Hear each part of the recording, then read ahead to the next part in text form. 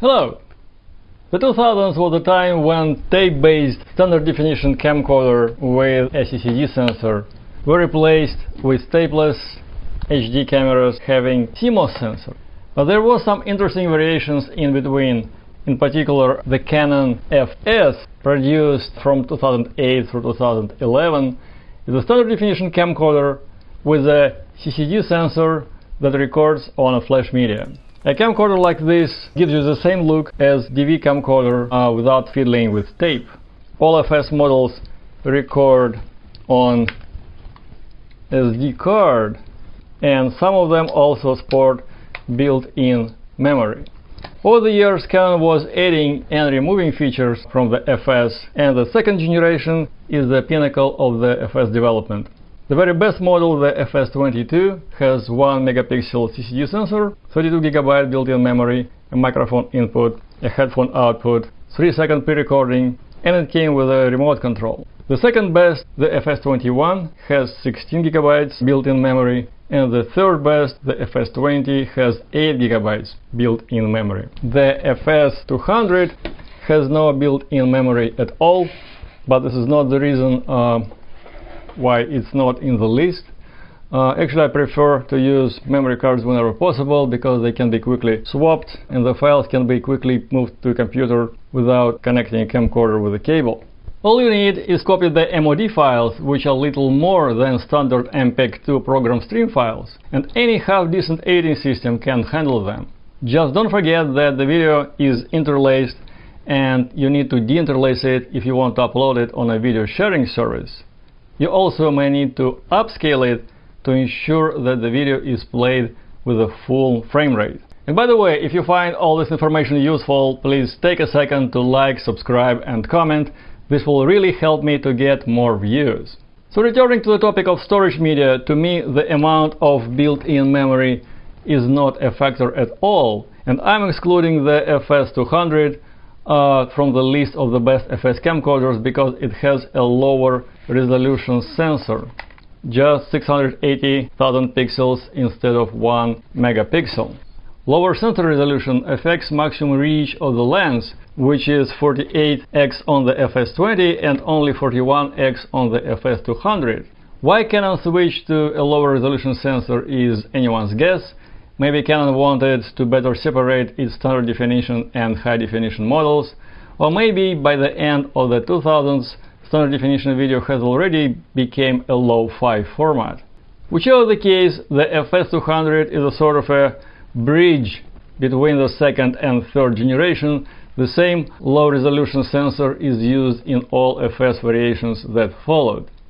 But still, the FS200 is better than any third or fourth generation because it has microphone input and headphone output. But now back to the best ones. I could not find the FS22 on eBay. It's quite rare. I did find the FS21 for $70 and I found the FS20 for $35 including shipping, and that's what I've got. Again, the only difference from the very best is less internal memory, 8 GB, and no remote control, which I have never used anyway. All FS camcorders have the same 37x lens. The camcorder also has an advanced zoom feature. The field of view widens from 47.1 mm to 41.7 mm, and the effective resolution increases from 550,000 pixels to 710,000 pixels. At the long end, the effective resolution drops to 410,000 pixels. The takeaway is that if you want to shoot as wide as you can, you should engage the advanced zoom mode and shoot widescreen. The operating manual doesn't mention whether the image stabilization must be turned off to increase the field of view. On the later variants of the FS with a lower resolution sensor, the effective resolution is reduced when the image stabilizer is turned on. The image stabilizer is not very effective when the lens is zoomed in all the way, which is not surprising as there are only so many extra pixels on the sensor to compensate for the shake.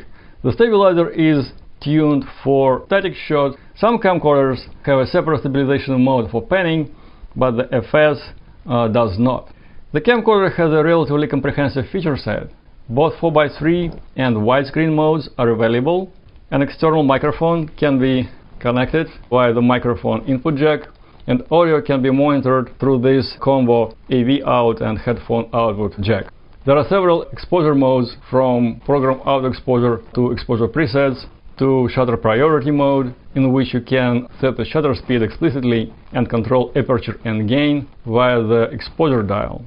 Still, because it was positioned as an inexpensive consumer-grade item, it lacks some useful features, like zebras that help gauging exposure, focus assist tools like center screen magnification or false contouring.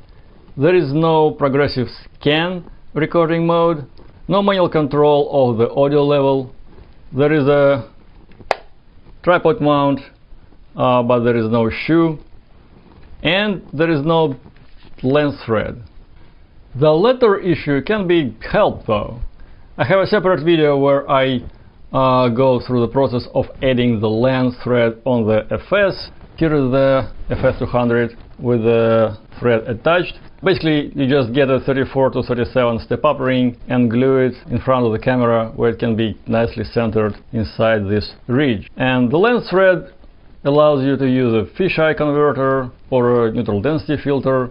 It's really a shame that Canon did not include the lens thread, but on the other hand, it's nice that adding it is simple and gives you satisfaction from a little bit of do-it-yourself effort.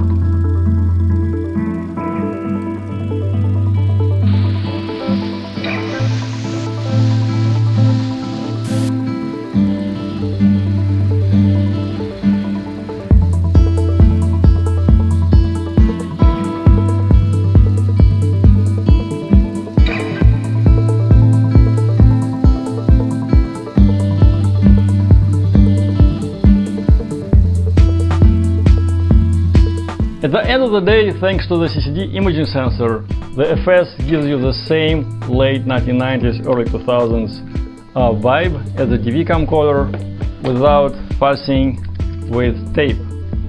You can pick up one of these on eBay for $50 or less, carry it in your pocket, and make historic shots without attracting too much attention to yourself.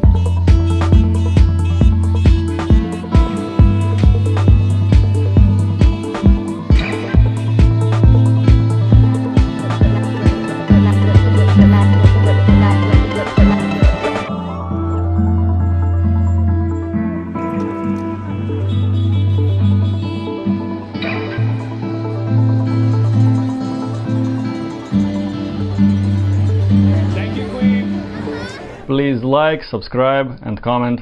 Goodbye.